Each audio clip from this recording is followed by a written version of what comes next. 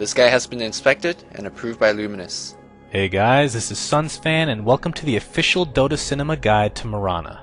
If you aren't familiar with this hero, you may want to watch the introduction we did for her at the corresponding link.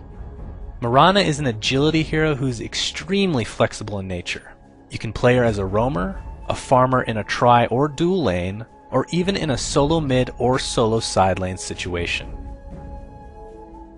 The skill build for Myrana can vary a bit, so we'll go over a few instances here. If you're in a side lane versus more than one, getting leap first is a must for survivability. If you feel more survivability is needed as the game progresses, then skilling your leap past level 1 is an option, but still not common. Aside from a solo situation, getting a level of Sacred Arrow to start is definitely a good bet, as being aggressive is the name of the game for Myrana and company. By level 5 you'll want to have 3 in your Star Storm, with 1 in both Sacred Arrow and Leap. This is a hero that at the very least skips her ultimate the first time around. The reason for this is the mana it takes to pull off is very high, and even disregarding that, it's still very tough to effectively do something worthwhile with a level 1 Moonlight Shadow anyway. After maxing Starstorm, you'll most likely want to max out Sacred Arrow for maximum damage output. At level 10 you have a very important choice. You can either start leveling your ultimate or opt to wait until 14. Depending on your situation, either option could be valid. Typically speaking though, in professional games, Leap is maxed out before any points are taken into your ultimate. For starting items, be sure to get a couple Slippers of Agility along with basic regeneration.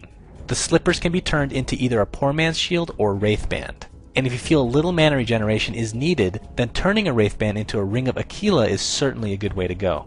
For boots, Power Treads are the most efficient by far, as switching back and forth from intelligence boots when using spells can help save a lot of mana. If you feel a little extra mobility is needed, then phase boots aren't a bad choice either.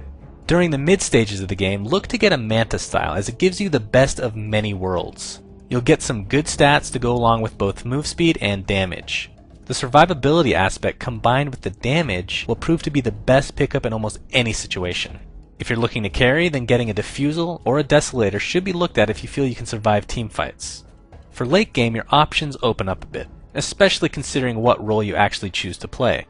Here, we'll assume you're playing the carry role since that is the tendency of most Myrana players. Try going for a Butterfly, MKB, or Daedalus, as most will provide enough damage for you to finish the game once and for all. If you're playing Myrana in a side solo situation, ganking isn't exactly a top priority.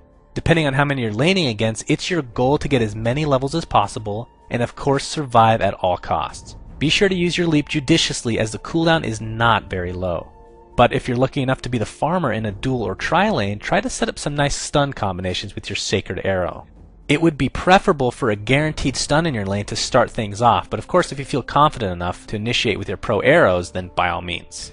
Getting at least one stun in conjunction with your arrow will net an easy kill since Myrana's early game spell damage is so high. And then there's your ultimate, Moonlight Shadow.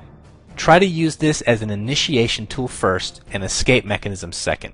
Both can be very effective, but if used correctly for initiation, could win you an easy teamfight. If you happen to be successful with an initiation such as this, actively check supports of the enemy team for invisibility detection. If they don't have it, then continue to abuse your ultimate. And if they do, then it's still beneficial for you since their supports are spending money for it, therefore draining their much needed gold. If using Moonlight Shadow to initiate is not feasible, then your second option is to attempt to land a long distance arrow. With the right team composition, a 5-second arrow would be a death sentence for just about anyone. Once you land your arrow, just leap in, starfall, and right click away. If you happen to not need your leap for this purpose, just keep in mind that it will also make your teammates faster as well, which could be crucial for chasing and getaway sequences. Heroes that love playing with Myrana's pussy, Cat, would be those that have good slows or long crowd control spells, therefore allowing you to land a guaranteed Sacred Arrow.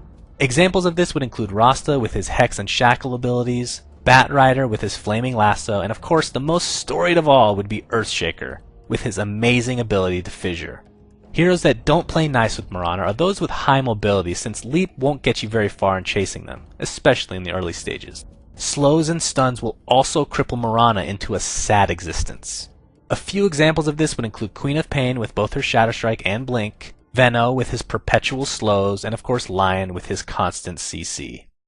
Thanks for watching, guys, and please remember to subscribe to our YouTube. Also, a special shout out goes to Flawless and Luminous for their help in writing this guide.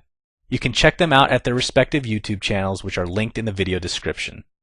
And finally, be sure to check out our new website at dotacinema.com, where you can find a ton of Dota 2 videos along with our live streaming page, which includes me playing with you guys on a nightly basis.